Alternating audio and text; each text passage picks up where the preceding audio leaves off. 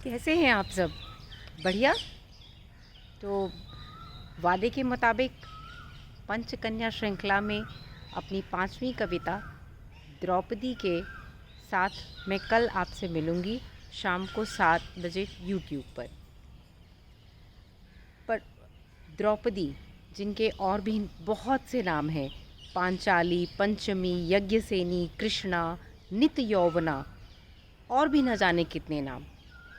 तो मैं द्रौपदी की कविता सुनाने के पहले आपके सामने आज द्रौपदी का एक छोटा सा लघु चित्र रखूँगी, जिससे उनके जटिल चरित्र और उनके नारीत्व को जब मैं आपको कल कविता सुनाऊंगी तो आप उसको अच्छे से महसूस कर सकेंगे। पूर्व जन्म में द्रौपदी नल और दमयंती की पुत्री थी और उनका नाम था नलयनी। नलयनी का विवाह हुआ ऋषि मौद्गल्य से।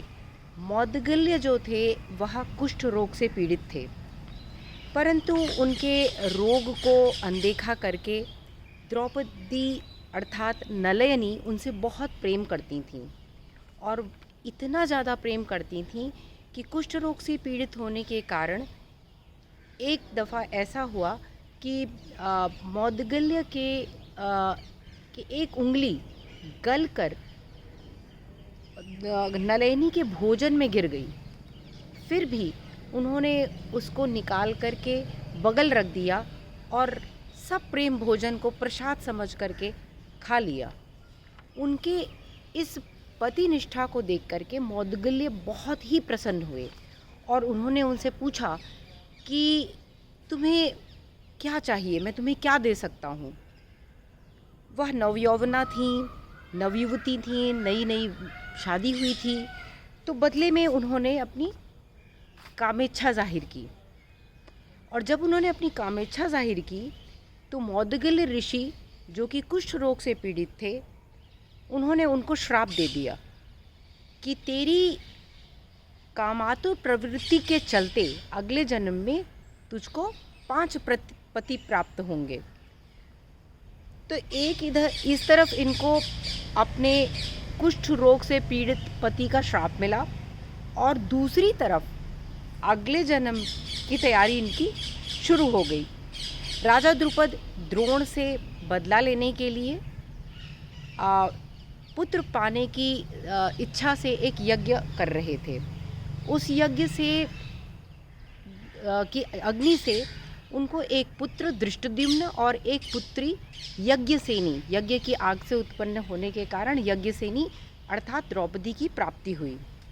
जब कहते हैं जब वह पैदा हुई यज्ञ की अग्नि से, तभी यह भविष्यवाणी हो गई थी कि यह कन्या कौरवों के नाश का कारण बनेगी। समय आने पर उनका स्वयंवर हुआ और उस समय 5 पांडव अज्ञातवास में रह रहे थे, ब्राह्मणों का रूप धारण करके।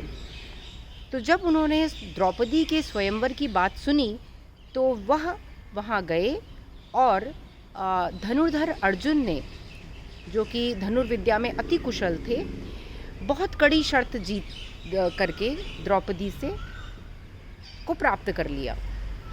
जब उन्होंने द्रौपदी को प्राप्त कर लिया तो वह और 5 उनके 4 अन्य भाई उनको ले करके कुंती के पास पहुँचे, जो कि अज्ञातवास में ही रह रही थी, एक कुटिया में एक ब्राह्मणी बन करके।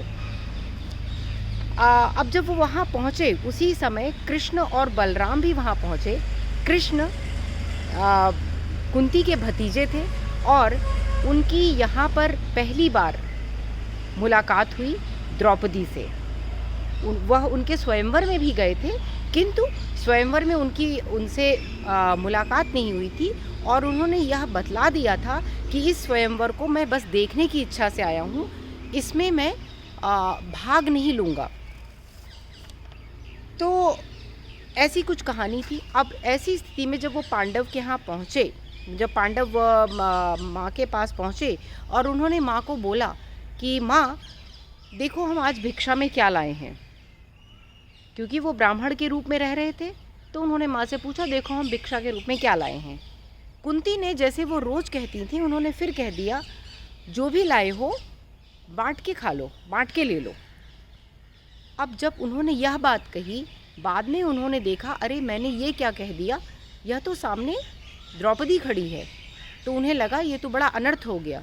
किंतु पांडव अपनी माँ की आज्ञा का बहुत मान रखते थे, या कहे का बहुत मान रखते थे, इसीलिए उनके कहे का मान रखते हुए पांचों भाइयों से द्रौपदी का विवाह रचाया गया और वह इस तरह से पांचों पत्नियों की एक साझा पत्नी बन गई। ध्यान रखने की बात है कि महाभारत काल में भी बहुपति प्रेम विवाह प्रचलित था, किंतु उसको बड़ी हेय दृष्टि से देखा जाता था। 4 पुरुषों से विवाह तक की अनुमति तो थी, किंतु यदि कोई स्त्री 4 से अधिक पुरुषों से संबंध रखती थी तो उसको वेश्या की श्रेणी में गिना जाता था। तो ये मान के चलिए कि द्रौपदी का जीवन बहुत कठिन रहा होगा, लेकिन यह भी सोचने की बात है कि द्रौपदी ने अपनी इच्छा से 5 पांडवों से विवाह नहीं किया था। उन्होंने सिर्फ कुंती का मान रखने के लिए और परंपराओं के विरुद्ध न जाने के लिए पांडवों को पति के रूप में स्वीकार कर लिया था। हृदय से वह अर्जुन के प्रति ही समर्पित थीं। जो भी रहा हो, पांडव द्रौपदी को बहुत मान देते थे और कुंती भी द्रौपदी को बहुत स्नेह देती थी।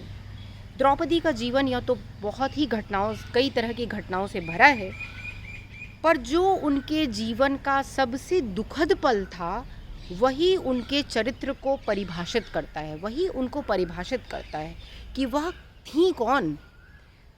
वही महाभारत की नींव रखता है।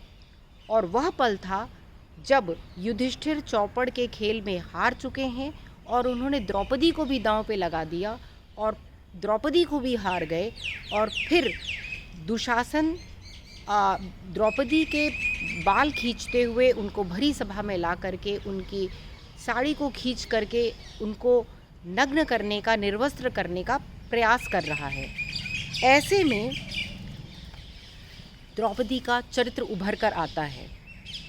यह चरित्र वह चरित्र है जो वैदिक काल की रामायण की सीता से बिल्कुल अलग है। यह मुखर है, अन्याय के विरुद्ध आवाज़ उठाती है, व्यवस्था पर प्रश्न करती है, बराबरी की मांग करती है, प्रतिशोध लेती है। उसके अपने सखा हैं कृष्ण, वह पति, पिता, भाई पर ही निर्भर नहीं है। कृष्ण और द्रौपदी का संबंध प्लाटोनिक लव है। कृष्ण और द्रौपदी का संबंध कामुक नहीं है, उसमें कामेच्छा नहीं है। कृष्ण द्रौपदी को सखी कहते हैं और द्रौपदी कृष्ण को सखा से कह के संबोधित करती हैं। ऐसी दुख भरे क्षण में द्रौपदी अपनी रक्षा के लिए कृष्ण को याद करती हैं और इसी पृष्ठभूमि के इर्द गिर्द बुनी होगी मेरी कल की रचना, जो आप कल सुनेंगे YouTube पर शाम को 7 बजे। तो मिलते हैं कल शाम को 7 बजे द्रौपदी के साथ YouTube पर।